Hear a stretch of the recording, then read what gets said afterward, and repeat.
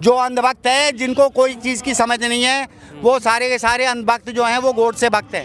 अच्छा, उनके मुंह में राम होता है लेकिन मन में नाथू राम होता है। वो सारे नाथू राम के पुजारी हैं। लेकिन जो अंधभक्त होते हैं, गोबर खाऊ लोग जो होते हैं, किसी ने भी कोई बात कह दी और उसी बात पे विश्वास कर लिया। राम राज्य की बात होती है और आप रावण बनकर आ गए हैं। ये रावण जो आप देख रहे हैं ये सरकार है, और जितने इस पे विरोध लिखे हुए हैं सरकार के विरोध में हैं।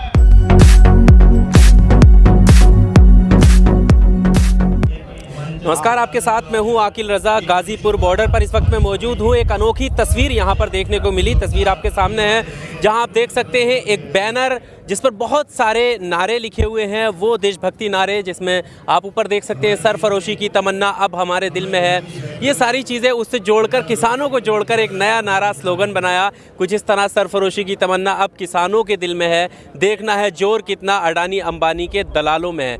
और ऐसे ही नीचे तक बहुत सारे नारे यहाँ पर लिखे हुए हैं। दूसरी तस्वीर आप ये देखेंगे कि यहाँ पर रावण के भेष में यहाँ पर विरोध दर्ज कराने की कोशिश, और अलग अलग जो मुखौटा है उस पर अलग अलग स्लोगन दिया हुआ है। वोटिंग मशीन, ईवीएम, हिटलर का पोता, महाझुटलर, अडानी अंबानी के टोमी, विपक्षी एमएलए एमपी खरीदार, यानी पूरी तरीके से रावण का भेष दिखाया। और अलग जो सिर हैं उन अलग अलग सिरों का अलग अलग स्लोगन देने की यहाँ पर इन्होंने कोशिश की है। इनसे मैं बात करता हूँ। सर, क्या लगा ये इतने सारे नारे आपने लिखे हैं और यहाँ तक आए हैं, क्यों इस तरीके से दिखाने की कोशिश की गई है? सर, ऐसा है, हमारे देश में आस्ते आस्ते ये जो लोग हैं जो आज सरकार में बैठे हैं, एक्चुअली में ये तानाशाह हैं, गुंडे हैं, बदमाश हैं, क्योंकि ये सिर्फ ईवीएम के बल पे मतलब ईवीएम के बल पे सरकार बनाते हैं। इनको ना तो जनता की वोट चाहिए, ना किसानों की वोट चाहिए, ना छात्रों की वोट चाहिए, किसी की भी वोट नहीं चाहिए।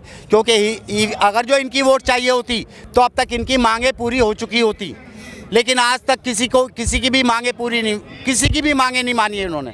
सारा का सारा जो सरकार, क्योंकि कोई भी सरकार जब बनने लगती है तो हमारे जैसे देश में वो तानाशाह हो जाती है। ये तानाशाही हो गई है क्योंकि ईवीएम से बनी सरकार है, इसको किसी की भी वोट की ज़रूरत नहीं है। वो मांगों की बात कर रहे हैं तो मांगे 2 पॉइंटों पर बात हो गई है, और इसके अलावा भी लगातार वो किसानों से वार्तालाप कर रहे हैं। नहीं, वो ऐसा है, वो वार्तालाप एक नाटक है। वो वार्तालाप जो है नाटक है। वो सिर्फ इस चीज़ के मतलब ये देखना चाहते हैं कि कैसे करके ज़्यादा से ज़्यादा दिन गुजर जाएं और किसान हार थक के अपने अपने घर को लौट जाएं। वो जो बातें की जा रही हैं, अगले हफ्ते जो बात हो रही हैं, वो सिर्फ इनको यहाँ से हटाने की साजिश है। नहीं, अब लास्ट मीटिंग में तो किसान भी खुश होकर बाहर निकले हैं। किसानों सर, ऐसा है, वो कोई किसान खुश होकर बाहर नहीं निकला। आप अगर जो मीटिंग में होते तो आपको पता लग जाता।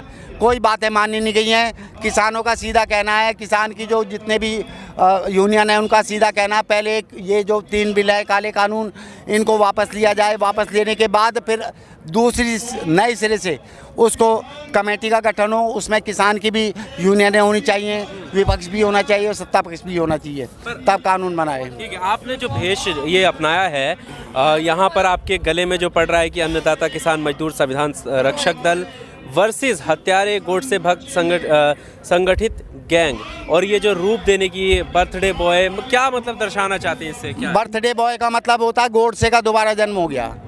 अच्छा, आप गोडसे बनकर आए हैं? मैं गोडसे बनकर नहीं आया हूँ। जो अंधभक्त है वही गोडसे भक्त हैं। अच्छा, जो अंधभक्त है, जिनको कोई चीज़ की समझ नहीं है, वो सारे के सारे अंधभक्त जो हैं वो गोडसे भक्त हैं। अच्छा, उनके मुंह में राम होता है लेकिन मन में नाथू राम होता है। वो सारे नाथू राम के पुजारी हैं। किन की बात कर रहे हैं, किन लोगों की बात कर रहे हैं? वो जो किसी भी चीज़ को, 2 तरह के लोग होते हैं। जो किसी चीज़ को, मैंने कोई बात सुन ली, सुनने के बाद मैं उसके लिए तहकीकात करूंगा, पहले देखूंगा, उसको पढ़ूंगा कई जगह, उसके बाद तब विश्वास करूंगा। लेकिन जो अंधभक्त होते हैं, गोबर खाऊ लोग जो होते हैं, किसी ने भी कोई बात कह दी और उसी बात पे विश्वास कर लिया। सरकार ने तो ये भी कहा था 15 लाख रुपए मिलेंगे। सरकार ने तो 2 करोड़ रोजगार के लिए भी कहा था। सरकार ने तो कहा था कि हमारी तीसरी विश्व की अर्थव्यवस्था बन जाएगी। सरकार ने तो बहुत कुछ कहा था। क्या हुआ? आज तक जितना भी हुआ, नोटबंदी हुई, क्या फ़ायदा हुआ? कोई बता सकता है? कोई नहीं बता सकता है। चलिए, इनसे बात करते हैं, अभी आपसे ही बात करेंगे। तो जैसे मैंने स्टार्टिंग में बताया, ये एक नारा लिखा है कि गोबर गुरु लाला रामदेव यानी बाबा रामदेव को कहीं ना कहीं इन्होंने टारगेट करने की कोशिश की है। किसान विरोधी काले कानून, जुमलेबाज और नफरत व हिंसा का वायरस झांसा राम यानी ये नाम इस प्रोटेस्ट में कम से कम दोबारा कई बार सुनने को मिला है, झांसा राम। और रावण का रूप। सर, राम राज्य की बात होती है और आप रावण बनकर आ गए हैं। ये रावण जो आप देख रहे हैं ये सरकार है, और जितने इस पे विरोध लिखे हुए हैं सरकार के विरोध में हैं। अच्छा, तो हम शांतिपूर्वक, जिस तरह ये कार्यक्रम चल रहा है उसी तरह शांतिपूर्वक सरकार का विरोध कर रहे हैं। जब तक किसानों की मांगें नहीं पूरी हो जाएंगी तब तक हम अपना विरोध जारी रखेंगे। यहाँ पर आपने बाबा रामदेव और झांसा राम ये सब लिखने का क्या मतलब? ये सरकार के खिलाड़ी हैं, बाबा रामदेव, अबानी, अंडानी जो भी हैं, ये सब सरकार जो कुछ कर रही है इन्हीं का फायदा सोच रही है। पब्लिक का क्या फायदा सोच रही है? कोई फायदा नहीं है, पब्लिक का कोई फायदा नहीं। पब्लिक को लूटने के लिए ही मतलब नए नए कानून बनाए जा रहे हैं, और इनको बनाया जा रहा है, इनको ठेकेदार बना के, और पब्लिक को उनके यहाँ कर्मचारी रखने की तैयारी चल रही है पूरी। किसने कहा आपसे? किसने कहा? अजी ये तो कहना क्या, अडानी, अंबानी। अब ये जो MSP जो काला ये बिल जो चल रहा है इससे साफ स्पष्ट है। नहीं तो क्या जनता की मांग ये 40 दिन से मतलब यहाँ पड़े हैं। अब तक मांग जो है इनकी मान ली गई होते। मांग कोई वो नहीं है कि मतलब ये जो मतलब कहीं से टपक के आई है। मांग तो ये है कि भाई तुम इस रास्ते को मत जाओ, लेकिन उस रास्ते में क्या है ये बताओ ना आप हमें। या आलू की खेती करनी है तो आलू की खेती करने में कौन सा जहर है? हम आलू खेती करते हैं, हम तो आलू की खेती करेंगे। प्याज की खेती करते हैं तो प्याज ही करेंगे। अब आप कहते हो नहीं जी नहीं, आप प्याज बो रहे थे, अब आलू उगा लो। क्यों? क्या आपसे पूछ? किसने बोला? वो तो कह रहे हैं ना कि आप किसानों को मजबूत करने के लिए, किसानों को सक्षम बनाने के लिए आए। कोई सक्षम नहीं, मैं बता देता हूँ, मैं बताता हूँ सर उसका जवाब। इन्होंने आप तो पत्रकार हैं, या तो आप ऐसे क्वेश्चन कर रहे हैं तो फिर मेरे को थोड़ा दुख होगा।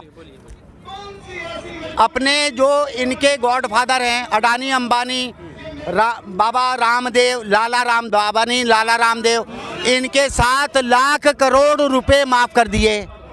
7 लाख करोड़, और ये सरकार की उसमें है 7 लाख करोड़। और जो किसान है, हर किसान को 3 रुपये रोज, 3 रुपये रोज, 500 रुपये एक फैमिली को मिलते हैं। एक फैमिली में कम 5 लोग तो होंगे, एक आदमी के पल्ले पड़े 100 रुपये, तो एक दिन का कितना हुआ? 3 रुपये। अरे 3 रुपये में तो झुंझुना भी नहीं आता। बच्चा टॉफी नहीं लेता, बच्चा भी नहीं लेगा, 3 रुपये फेंक के चला जाएगा वो।